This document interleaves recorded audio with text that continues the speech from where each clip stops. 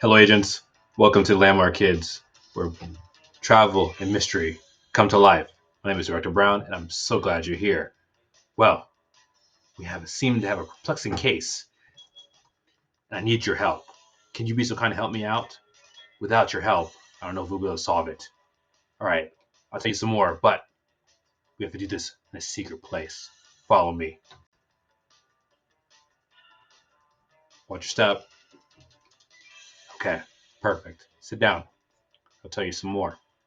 Currently, right now, it seems like a very valuable item has disappeared from the from Europe.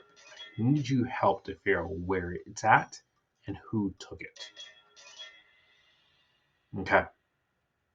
Actually, report just came in. I might have some information for you. Look at the screen. Currently, this is the team: Kelly, Jimmy, Aaron, and Natalie. They'll help you throughout the case. Look for them around. If you find all of them, put down exactly where they all are, and maybe just maybe, I might get you a prize. Ah, this is the person. It is a suave fashion aficionado, Stanley Reeder himself. He travels the globe nabbing precious fashion from around the world. And he's so good at it that it's hard for authorities to capture him. It seems like he's made the fashion world awestruck by how good he is. We need your help to solve the case. It appears that this valuable item was stolen. It's a crown jewel of, pun intended, a very famous country. Can you tell me which country it is? This country also is known for these two other hats. I'll give you a few seconds.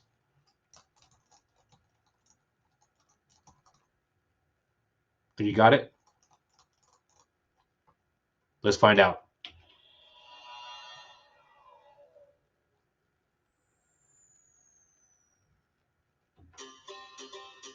All right, welcome to England. Yes, you got it. So this is the Buckingham Palace. It's home to the British monarchs and is one of the most famous in the world. Not only is this a large palace and has famous guards as you see right there, but this palace is bigger than you probably know. It has 775 rooms. Can you dig it? Let's see. According to reports, it has 19 staterooms, 52 royal guest rooms, 188 staff bedrooms, and 92 offices and 78 bathrooms. It's a lot of rooms for a small family, but it's all good. Yes, and it also has been around for centuries. So if you ever want to get hopefully a glance of the King of England, that's probably the most likely place to find him. Ah, we're also at the Stonehenge, which is out further from any major city. And Stonehenge is known for being about 5,000 years old. Archaeologists and historians can't determine exactly how the people who built Stonehenge, which is a circle of stones and stones on top of the stones, were able to move those stones to where they are and then set them up. Some stones are said to be as heavy as 5 elephants. Five! Yes, yes. Quite impressive, if I do say so myself. Then there's the Big Ben. Big Ben is actually the clock, if you believe it or not. The clock right there, and has been around for quite some time as well. And since 1859, and it's 315 feet high and 96 meters tall, whichever one you prefer. It's famous for being accurate, and it's also famous for its Gothic architecture. So, definitely for sure, keep your eyes out for the Big Ben if you're ever in London. Okay, this just in. It appears that our Mr. Reeder has gotten away and he's not in this city any longer. I need your help. Okay, got a clue. Okay, throw it up. Ooh. Before we do that, there's some nice tasty things called fish and chips. So talk about fried fish, what they call chips and we call French fries, some dips, and you got fish and chips. Fish and chips is so popular that during World War II, it was one of the few items that wasn't rationed, meaning you could eat as much as you want. Yes, yes, quite popular. Said to be created by the working class hundreds of years ago, and it's still a popular delicacy to this day. Okay, now for that clue. What country has the largest art museum in the world? Which one do you think? Is it Canada, United States, Germany, or France? Put your guesses in the chat.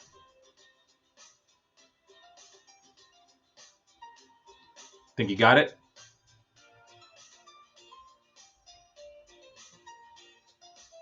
All right.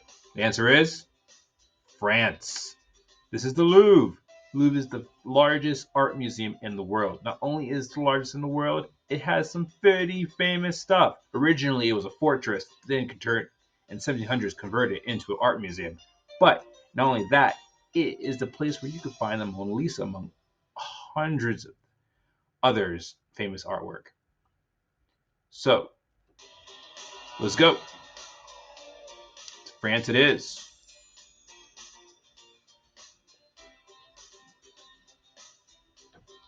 Welcome to France. France is known for the Eiffel Tower. Not only is the Eiffel Tower super famous and one of the most recognizable landmarks in the world, the Eiffel Tower was actually controversial when it was being built. When it was being built in 1889, it was one of the first iron type of structures of its size. There was a lot of controversy and criticized for its design. But guess what? Now that it is created, it's now one of the most recognizable, as I said, landmarks in the world. So thus, families, kids, adults, when you put your mind to something good, keep going. Then we got the Tour de France. Tour de France not only is one of the most famous bicycle races in the world, which started in 1903, but it's one of the 3 Grand Tours, meaning it's one of the top races of its kind in the Grand Tour races. It's where you have a whole bunch of cyclists who will travel for 3 weeks through not only the countryside, but the mountains of France to get the top prize. Spectators from around the world come to see them do it. Then you got Fashion Week. Fashion Week is not just in Paris, but in New York, London, and Milan. But it showcases the latest collections of fashion. And one of the key things about this is this Fashion Week, which is biannual, will impact the designs and the things that people will wear around the world. Is top notch for sure. Ooh, I'm not sure if you had this, but if you had this nice buttery flaky pastry called croissant, which was first created in Austria in the 19th century, then you've had a piece of France. The croissant not only is layered with dough and butter, and which allows it to make that flakiness, but it also has that nice crescent shape, which is famous around the world. If you haven't had it, I recommend you get some at your next breakfast or lunch. Ooh, okay. It appears that France is not the last place for us to go. We still must find this crafty man and that crown jewel of a crown. Okay. What city doesn't use cars? Is it Vancouver, Vienna, Venice, or Virginia Beach? Which city doesn't use cars?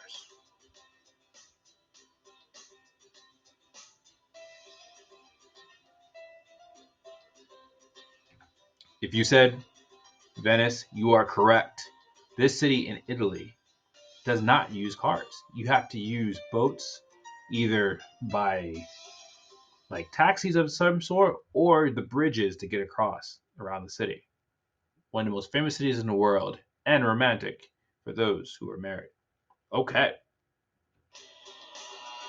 Here we go.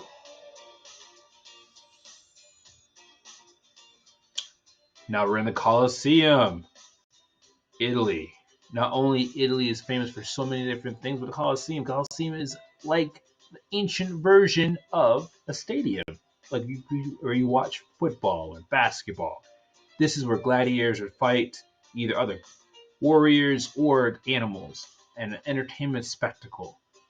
Tens of thousands can fit in the original design of the Colosseum, and is now a tourist attraction that you could witness if you ever get a chance to go to Rome. Then there's the Leaning Tower of Pisa. It's about 4 degrees at a lean, and it was said when it was originally built that the sand that it was being built upon was softer on one side than the other, thus causing a lean. Because that lean exists, it has now created its own uniqueness, thus becoming the Leaning Tower of Pisa. Then, if you're in Italy, you gotta recognize that Italians are very, very well renowned for making exotic cars. Exotic cars such as Maserati, Ferrari, and Lamborghini come from or are designed in this country. One of the cool things about these vehicles is that they push the limits of speed, elegance, and design. And they are super, super pricey, but they are worth the investment if you get a chance to buy one. And you can't enjoy Italy without pizza. Pizza is said to have come from the city of Naples in Italy. Not only is pizza a little bit different than it is here in the United States, but pizza is used as you can tell, is not cut up like we typically eat it, but is one round pie with sauce, cheese, and a light amount of toppings, which can be done and eaten self-serve. Yes, I've been told. I haven't had it, but I've been told that the pizza in Italy tastes amazing. So definitely, if you get a chance, agents, make it there to try some pizza. There he is. Awesome. Perfect.